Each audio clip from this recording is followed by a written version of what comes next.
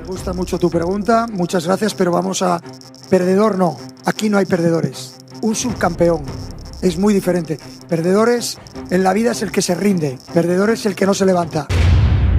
Imagínate estar en la cima del mundo habiendo ganado un triplete fascinante dirigiendo uno de los mejores equipos de toda la historia. Todo esto mientras que gran parte de la afición ya te pone al nivel de entrenadores como Pep Guardiola, Sir Alex Ferguson o Carlo Ancelotti. El rival puede marcarnos 4 goles a nosotros le podemos marcar 6. Sin embargo, como si de un acto de poesía se tratase, el que se encargaría de darte la mayor puñalada de toda tu vida no sería el fútbol, sino ya la previamente mencionada, la vida. Luis Enrique ha comunicado a través de Twitter la muerte de su hija de 9 años que sufría un cáncer de huesos. Tu hija Shanna, de tan solo 9 años de edad, acaba de fallecer tras haber peleado incansablemente con un osteosarcoma, que es un tipo de cáncer óseo. No obstante, tú, fuera de derrumbarte e irte por el camino fácil de las drogas, el alcohol o sumirte en una profunda depresión, te levantarías con un profundo vacío, aceptarías todo lo que acaba de pasar como todo un gladiador. Bueno, mi hija vino a vivir con nosotros 9 años maravillosos. Y seguirías tu camino para que tiempo después la misma que te había dado aquella puñalada por la espalda te recompensara. 5-0 París. Plantando una vez más una bandera llena de gloria en el centro del campo, con la única diferencia de que ella ya no estaba presencialmente contigo, sino que te estaba mirando muy orgullosa desde donde sea que esté. Esta es la historia de Luis Enrique, un entrenador que ante los ojos del mundo puede parecer más o menos soberbio o grosero, pero que indebatiblemente es un ejemplo de perseverancia y superación. Sean todos bienvenidos a Default Sankok. Luis Enrique Martínez, un pequeño niño que había nacido en Gijón, no empezó queriendo ser entrenador, ni siquiera ese pensamiento pasaba por su cabeza. Quería ser del otro bando, del bando donde están todos los focos, donde se centra la mayor gran parte de la fama y toda la presión que eso conlleva, iniciando su carrera como futbolista profesional en el Sporting de Gijón, equipo donde demostraría un talento sobresaliente, perfilándose a tan temprana edad como una de las mayores promesas del fútbol español. Bueno, sí, estoy muy contento porque además pues hay algunos goles de los que estoy consiguiendo están sirviendo al equipo para hacer puntos y esto es importante. Todo esto le valdría para que los ojeadores del Real Madrid se fijaran en él, fichándolo en un lejano verano de 1991. No obstante, durante toda su trayectoria en el club se fue dando cuenta que no era ni un jugador importante para el equipo, siendo el prototipo de jugador al que el técnico no toma en cuenta y pone en cualquier posición que esté disponible. Y aquí es donde todo esto daría pie a la decisión más polémica, pero que tras tomarla cambiaría su vida para siempre. Lo que está claro es que en fútbol hay ciclos, el anterior en el Real Madrid o en el que estoy hasta el 30 de junio es un ciclo que hay que respetar y que respeto evidentemente y bueno, estoy muy ilusionado de cara a este segundo. Sí, aquel jugador que había jugado 5 temporadas con el equipo merengue había tomado la decisión de firmar gratis con el FC Barcelona tras no querer renovar su contrato con el Real Madrid. Esto no fue solo un traspaso, sino una declaración de intenciones, dejando claro su carácter y cómo nada lo iba a detener en su camino a quedarse incrustado en la historia del fútbol español, llegando a la capital catalana y notando de inmediato el drástico cambio que había con respecto a su anterior equipo. Ya no sentía que fuese un jugador altamente reemplazable, sino que era una pieza indispensable para construir algo más grande, convirtiéndose poco a poco en uno de los líderes del vestuario, llegando a tal punto de que le dieron la capitanía indiscutible del primer equipo. Y no le dieron la capitanía porque era el jugador con más calidad, talento o el que hacía más filigranas dentro del equipo, sino por algo que le exigiría a sus jugadores en su etapa como entrenador muchísimos años después, siendo este el carácter y la furia de disputar cada balón como si fuese el último minuto y estuvieses perdiendo la final de un mundial. Me parece una tontería y te lo digo así. A mí me parece absurda tu respuesta. Vale, te la intento contestar de la manera que a mí me apetece. Transcurriendo 7 largos años donde se forjaría como una leyenda del equipo blaugrana, decidiendo cerrar un ciclo muy importante en su vida tras tomar la decisión de retirarse con tan solo 32 años. Y aquí, en este momento, es donde te das cuenta el tipo de persona que es Luis Enrique, ya que muchos pensaríamos que tras retirarse se tomaría un gran descanso. Sin embargo, ya nos hemos dado cuenta que Luis Enrique desafía constantemente al prototipo humano promedio, viajando a New York para desaparecer del ojo público, pero no para descansar por completo, ya que con sus 2 santos cojones, hostia chaval, se inscribiría en un maratón, completaría carreras de ciclismo extremo y ganaría un Ironman. Esto que acabamos de ver no lo hace alguien que busca tranquilidad o descanso, sino alguien que busca superarse constantemente. Durante estos años aprovechó para estudiar más a profundidad el fútbol, analizando tácticas, entrenadores y creando una visión acerca de este deporte que antes no tenía. Él sabía que si quería regresar al mundo del fútbol no iba a volver como una figura que daría entrevistas contando sus glorias pasadas, sino que volvería con una idea: cambiar el mundo del fútbol para siempre. Well, I take on this challenge with great enthusiasm. I don't have any experience as a coach, that's logical. I had to start one day, but I don't know of any coach who had experience before taking charge of a team for the first time, so that's something that I accept as normal.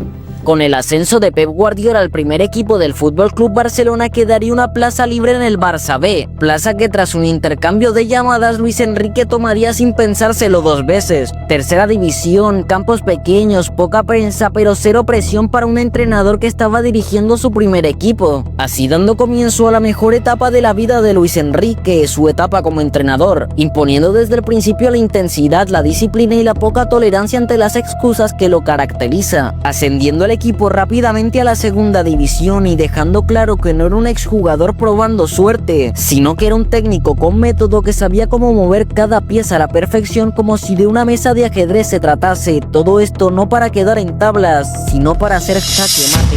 Concluyendo su exitoso paso por el Barcelona B tras recibir una importante oferta de la Roma, llegando un equipo italiano que le presentaría su primera gran prueba de fuego y en donde se dejaría en claro si era el típico exfutbolista creyéndose entrenador o realmente tenía un talento excepcional para esto. Implantar un modelo de juego de Barcelona, una idea de juego.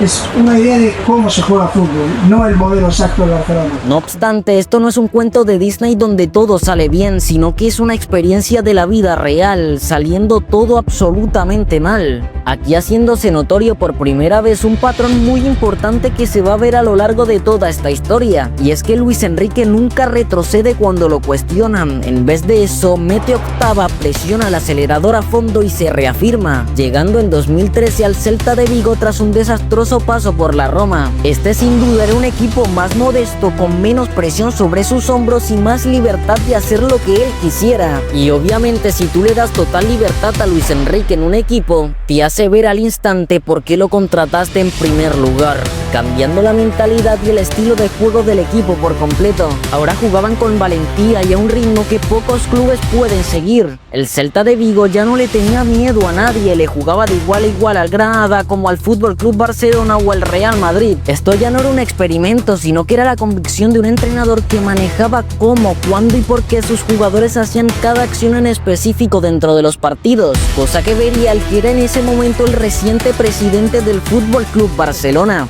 Afronto ese reto con sabiendo claramente que los títulos es lo que manda, pero que además no de cualquier manera, no me valdrían títulos jugando al patadón, por ejemplo. Luis Enrique llegaba en 2014 al Barcelona, y fuera de lo que muchos piensan, el equipo blaugrana no estaba en paz, ya que venían de una temporada sin títulos donde habían muchas dudas sobre Lionel Messi y habían tensiones en el vestuario. No obstante, esto poco le importó a Luis Enrique, ya que planteó su forma de ver las cosas rápidamente. Impuso horarios estrictos, entrenamientos más intensos y arraigó una disciplina táctica a la que muchos jugadores no estaban acostumbrados. Definitivamente todo el vestuario no lo recibió de la mejor forma. De hecho, en 2015 ocurrió un momento clave. Luis Enrique dejaría en el banquillo al que por ese entonces era el mejor jugador del mundo contra la Real Sociedad. Ese mismo partido el equipo culé lo perdería y la prensa ya empezaba a hablar de ruptura, tensión y vestuario dividido. Parecía que Luis Enrique no culminaría la temporada y que toda esta situación se le estaba yendo rápidamente de las manos. He considerado eso, seguramente ahora mismo después de ver el resultado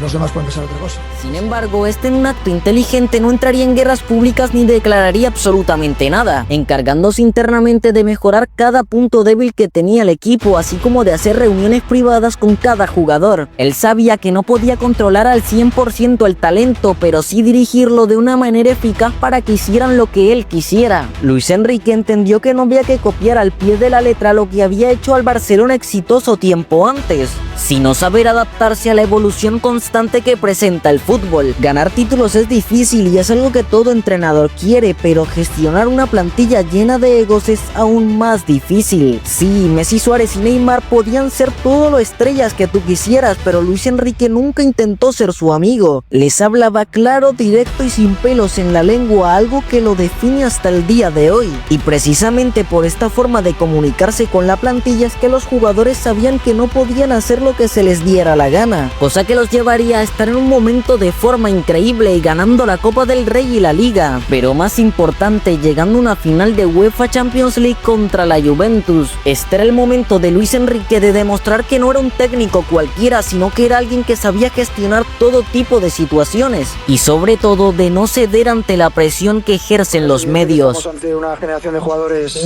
única y además en la historia del club por el número de títulos que han conquistado. Sonando el pitido inicial de una final donde el equipo blaugrana era el favorito. Luis Enrique en el banquillo con una cara de seguridad y sobre todo de serenidad en un partido que definiría su carrera como director técnico. El batacazo llegaría temprano a los 4 minutos de partido cuando un Rakitic la mandaba a guardar, así alimentando el favoritismo del que presumía el equipo culé. No habían pasado ni 5 minutos desde que había comenzado el encuentro y ya se sentía que la final estaba acabada, y no por el gol tempranero, sino que en tan poco tiempo ya se había hecho notorio que Luis Enrique había preparado el partido a la perfección. Control total de la posesión, una defensa sólida y las oportunidades llegaban como churros. Sin embargo, llegaría un golpe que Luis Enrique no esperaba. Ahí va el suizo, Lichtsteiner, lo tiene Tevez, ahí está. Ter Stegen, Morata. Morata sorpresivamente empataba el partido tras una desatención defensiva del equipo blaugrana, y aquí es donde entraban en juego dos grandes opciones cuya responsabilidad tomaría por completo Luis Enrique. La primera opción siendo arriesgar aún más de lo que el equipo ya estaba acostumbrado a arriesgar, jugando más directos, con menos control de la posición y con el equipo tirado arriba al máximo, con la contra de que en cualquier momento la Juventus podía descolocar a la defensa y sentenciar el partido. Y la otra opción siendo dejar de arriesgar, tener más el control de la posesión y que las propias asociaciones que había dentro de la cancha resolvieran el partido. Yo creo que no hace falta ni decir cuál fue la opción que escogió Luis Enrique. Messi que va, no lo agarra, Messi, tapó el arquero y está. Gol de Luis Suárez tras una jugada apoteósica de Messi. Luis Enrique lo celebraba con todo, ya que sabía que había tomado la decisión más importante de toda su vida. Y no solo eso, sino que le había salido a la perfección. Y tras este gol es donde todos hubiésemos apostado por un estilo de juego más conservador. Pero que no se nos olvide que estamos hablando de Luis Enrique. Obviamente fue a buscar el gol de la sentencia. Pedro para Neymar, sí, sí, sí, ¡gol! Neymar Jr. daba el último golpe sobre la mesa para concluir una temporada inolvidable del FC Barcelona. Luis Enrique saltaba a la cancha y lo veíamos celebrando como nunca antes. Al lado de él, su hija Shana, que con tan solo 5 años de edad sabía que lo que había logrado su papá era histórico, plantando la bandera de Cataluña junto con su hija en el centro del campo. Acción que sin él saberlo todavía sería uno de los recuerdos más dolorosos, pero que a su vez sería su inspiración para seguir adelante. Tras tocar la gloria con sus propias manos, Luis Enrique pasaría 2 años de puro agotamiento, no consiguiendo los resultados que él esperaba y cerrando su ciclo por segunda vez en Barcelona, pero esta vez como director técnico. Hoy os anuncio a todos que no seré entrenador del FC Barcelona la próxima temporada. Sin embargo, obviamente quería seguir con su carrera como entrenador, tomando la responsabilidad de dirigir una selección española que venía de un Mundial 2018 completamente rota. Esto tras ser eliminados en octavos de final tras una selección rusa que daría la sorpresa en los penales, concretando cambios en la estructura de la selección por completo. Descartó de la convocatoria viejas leyendas de la selección, todo esto para darle paso a una nueva generación. No obstante, durante todo este proceso pasaría una situación que él nunca esperaría encarnar. Que no va a seguir como seleccionador. Sabemos que hasta ahora habéis respetado muchísimo esta situación. Os pedimos que la sigáis respetando de la misma manera y os lo agradecemos especialmente. Un comunicado que dejaba mucho a la imaginación, no había explicaciones ni se podía inferenciar nada. Muchos medios saldrían a informar que eran por motivos familiares, pasando varios meses donde todo lo relacionado con Luis Enrique era un enigma total. Ningún miembro de la familia hablaba, no habían entrevistas y muy pocos periodistas sabían siquiera dónde estaba Luis Enrique. Todo esto hasta un fatídico mes de junio. Luis Enrique anunciaba por medio de un comunicado oficial que su hija Shana Martínez, de tan solo 9 años de edad, había fallecido a causa de un osteosarcoma, cáncer con el que había estado luchando incansablemente durante varios meses y que desafortunadamente no había podido superar. Esto le vino como una puñalada directo al hígado al entrenador español. Aquella niña con la que había celebrado el día más feliz de su vida ya no estaba. Se tomó meses para reflexionar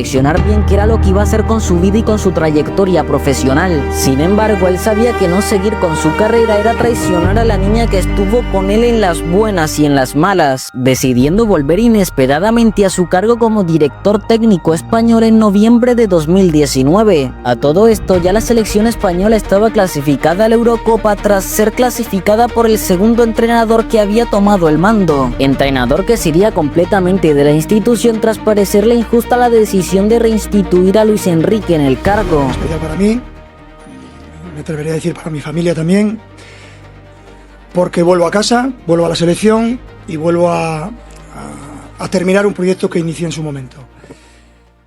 Una España muy joven dirigida por Luis Enrique llegaba a la Eurocopa de 2021. Todo esto rodeado de una prensa que le implantaba dudas a la afición debido a la inexperiencia de los jugadores. No obstante, contra todo pronóstico, la selección española llegaría a semifinales de la Eurocopa, siendo eliminados en tanda de penaltis ante una Italia que tiempo después ganaría el torneo. Pese a esta derrota, ya no se hablaba de la selección española como una selección que estuviera en crisis, sino como un combinado que tenía un cambio generacional privilegiado liderado por jugadores como Pedri o Gavi, llegando al Mundial de Qatar 2022 no como favoritos, sino con las ansias de ver si esta selección realmente valía la pena, aunque este pensamiento cambiaría a ilusión cuando España le ganaba 7-0 a Costa Rica en su debut mundialista, ilusión que realmente duraría muy poco ya que con el pasar de los partidos iban perdiendo profundidad en el ataque, y obviamente ahora los palos le caerían por completo